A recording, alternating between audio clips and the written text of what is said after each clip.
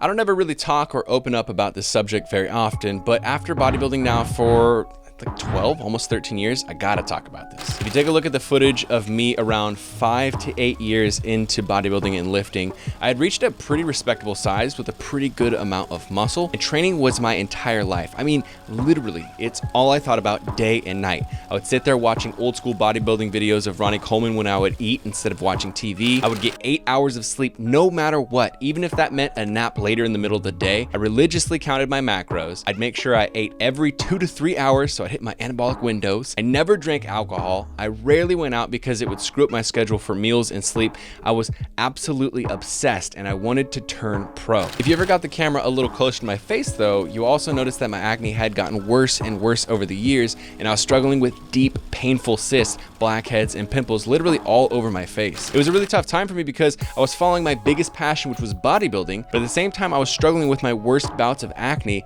and people were brutally honest about what they thought. People in person and online would constantly be calling me terrible names like Pizza Face and Rudolph and Crater Face. I'm sure you guys have heard it all. And I was accused of being on steroids literally every day. It was frustrating because I wasn't taking pro-hormone pills, I wasn't injecting steroids, and I felt like my hard work was being discounted as like some kind of cheat code. And back then it really freaking bothered me. Anyways, fast forward, and as I've gotten older, I've learned a ton about life, about myself, and that growth has sometimes been extremely painful, but overall really good. Experiences like acne actually taught me a lot, and I'm really grateful I had to go through them. So as time grew on, so did I, and a lot of things changed from my interests to my diet, and about 5 years ago, as you guys know, I went vegan. I was also able to really figure out and fine tune what were the causes of my acne, what was making it happen, and as a lot of you guys know, dairy and specifically milk were a huge cause of my acne. At one point, I was literally having a gallon of milk every single day, along with about 4 to 6 servings of whey protein, a steak, and 4 to 8 chicken thighs.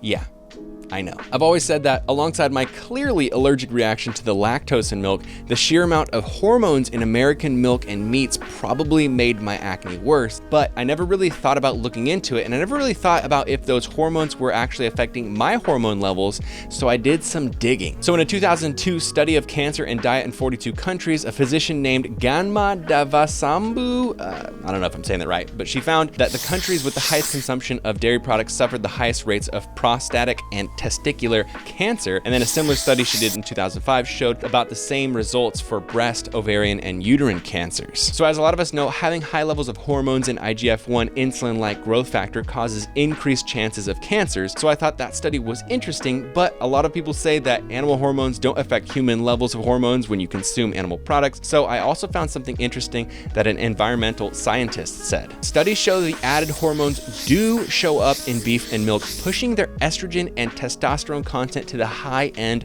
of normal for cows. Whether that translates to increased risk for humans is the question. It really depends on how you look at the science. Minoa, the environmental scientist I was talking about, tells WebMD. Many industry-funded studies show no risk, but there are independent studies that suggest a potential cancer risk from hormones in milk. So by the way, Europe has banned all hormones in any of their beef because of that uncertainty, and it really doesn't feel trustworthy to me that industry-funded scientific studies are the ones that are saying there's no effect on human hormones. Also, even if hormones in meat and dairy don't affect humans, we do know that the huge levels of sugar and the amino acid, specifically leucine in dairy, causes an increase in IGF-1, and like I said, a gallon of milk is a lot of milk to drink every single day. If you don't know already, IGF-1 along with testosterone and human growth hormone are all things that some pro bodybuilders will inject to increase the amount of muscle that they can gain. That's why I'm focusing so heavily on IGF-1, and people who have more cancer rates because of IGF-1,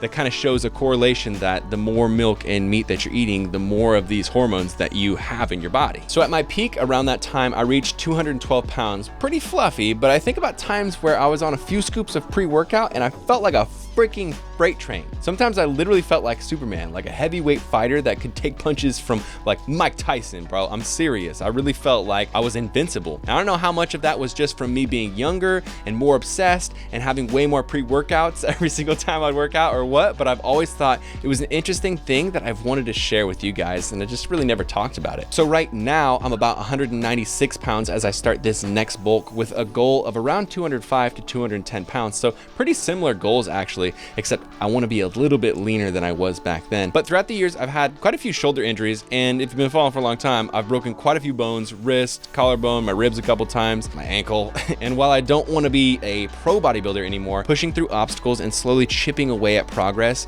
and my physique, it's never lost its luster and its excitement to me. It's still one of my biggest passions. So while becoming an IFBB pro, a Ronnie Coleman-esque style bodybuilder is no longer one of my goals, I appreciate all of you guys who have supported throughout all the years of this journey and continue to encourage me now on this new leg of it, and all these other crazy things that I'm going to be doing, like endurance training for cardio and mountain climbing, all this stuff. So I'm really appreciative that you guys are here.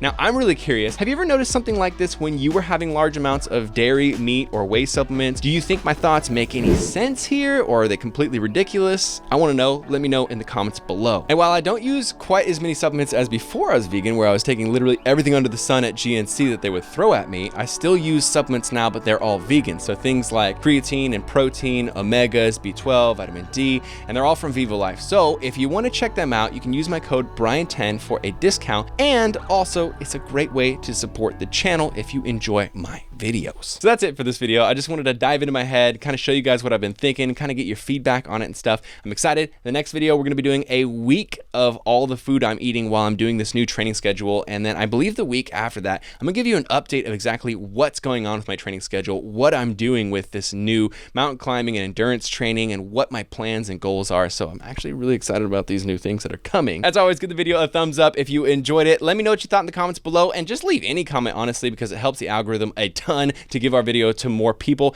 And subscribe if you're not subscribed already. Hit the notification bell, and I will see you beautiful, sexy people in the very next video. See me on the week. CT, lift heavy, dynamite.